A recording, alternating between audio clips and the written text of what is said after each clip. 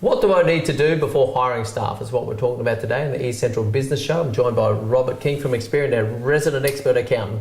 Now we're going to talk about some HR type things right now, aren't we? What to do before hiring staff. Yeah. But you've got an opinion about this. Look, I don't think it's my opinion, it's my client's opinion. They all think that, well, I shouldn't say all, but most of them think that hiring staff is probably the bane of their existence. There's a lot of complexity around hiring staff and the rules and regulations. Unfortunately, the government doesn't make it easy for small business owners when it comes to hiring and firing staff.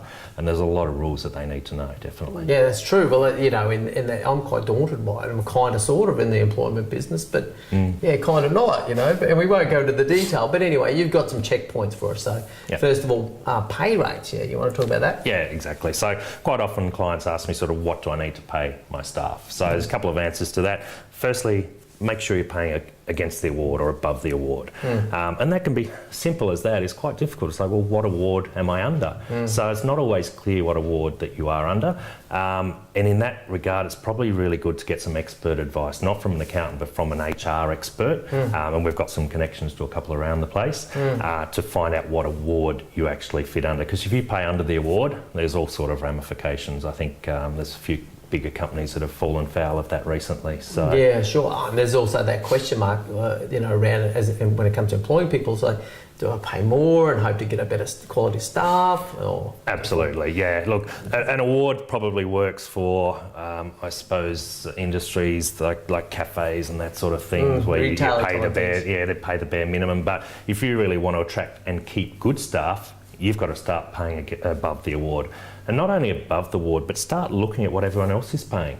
So if you've got competitors down the road, and as an accountant, I do exactly the same. I say, if I'm going to take on a new staff member, what can they get paid elsewhere? Because if I want to keep and retain that person, I need to be paying at least that as my base level. And not only your wage, you've got to think about other ways to pay and incentivise them. So it could be a bonus structure scheme. I know companies that give holidays to staff. It could be a car or things like that. So you've got to constantly think of ways to be creative in how you pay people. What I quite often say is, what do they want? They might not want cash as an extra wage. They might want extra holidays. They might want to take their birthday off.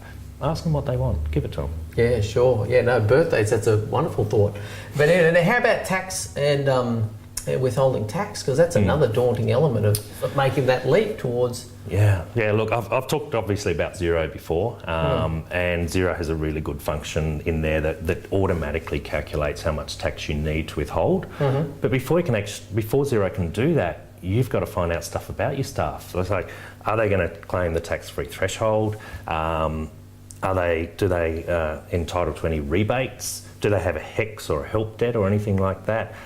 Or do they actually want you to take out a little bit more tax? Or there's actually a situation where the ATO could tell you to take out less tax for that particular employee. Okay. So once you've got this sort of combination, it's like you have to be an expert in taxes to actually work out how much to withhold. Yeah. And if you get it wrong, you can be penalised for it. So I hope you got some good news in amongst this, Robert, at the end of this, because already we're 2 bullet points in and I'm daunted. I'm truly scared. But anyway, maybe you need a pay rise. Maybe that's what it is. Well, let's talk about super then. Let's make it let's burrow even deeper. Yeah, you've got an obligation around paying super. Yeah, absolutely. And I love every year the government comes out and say we're giving people more super. It's like, well, you're not the poor small business owner is, but.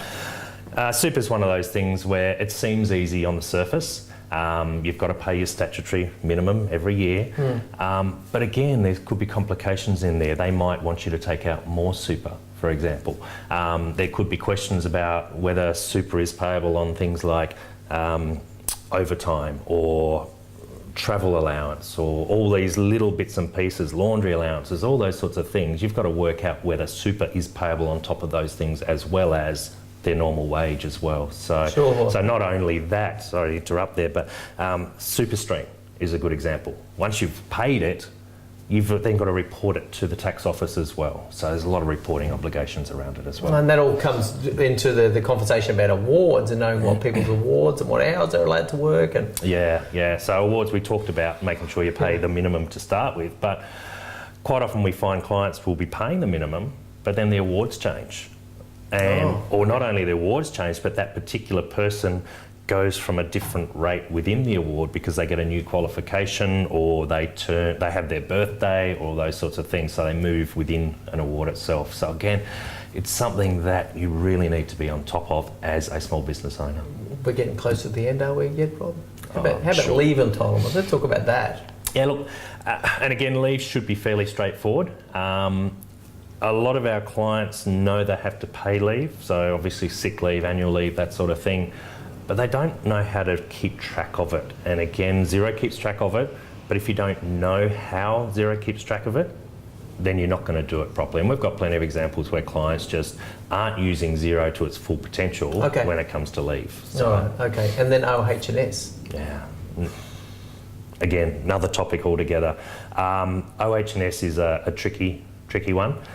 It's something that I leave to the experts, the OH&S experts out there, and if the client ever has any issues with that, we get the experts in because, again, if you don't get it right, there's some pretty bad consequences. Okay, so what's the good news at the end of this, and how does Xperion play a role in this, Rob?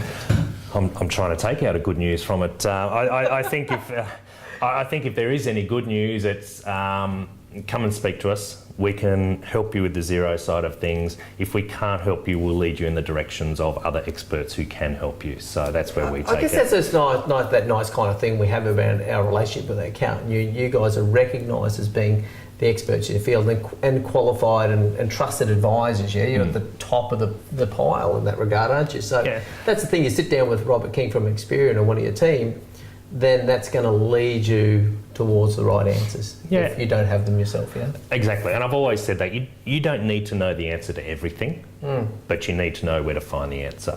And as an accountant, I see that as my role. Clients come to me as the first port of call. If I can't answer their question, I've got to lead them to someone who can. So that's our job. Sure.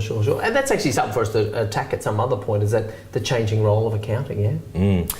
Look, Not now. Not now. Oh. I know, I was about to open a can. I thought we had another 5 minutes. Okay. No, you don't. We're actually running short on this one. But anyway, so how do people get in contact with Xperion? We've got a lot of social media outlets. We do Facebook, Twitter, the like. But best thing, just jump on our website. All our information is on there to contact us. Xperion.com.au. Jump on.